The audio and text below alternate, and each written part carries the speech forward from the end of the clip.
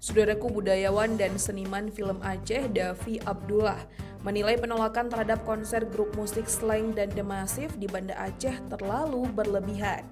Menurut Davi, seharusnya penampilan grup musik tersebut tidak dilihat secara sempit, karena kehadiran mereka bisa menjadi jembatan edukasi terutama bagi para generasi muda di Aceh.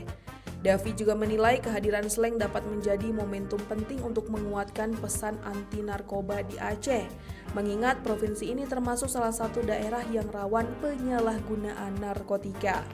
Dalam pandangan Culture Studies, lanjut Davi, musik memiliki posisi penting dalam membentuk kesadaran sosial di era digital. Melalui distribusi karya dan interaksi budaya yang terjadi, musik berperan sebagai media komunikasi yang mampu menyentuh lapisan masyarakat luas.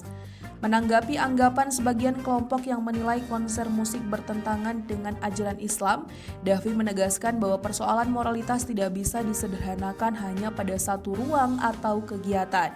Ia menambahkan semangat pelarangan yang tidak diimbangi dengan dialog budaya justru dapat mempersempit ruang ekspresi seni dan melemahkan daya kritis generasi muda.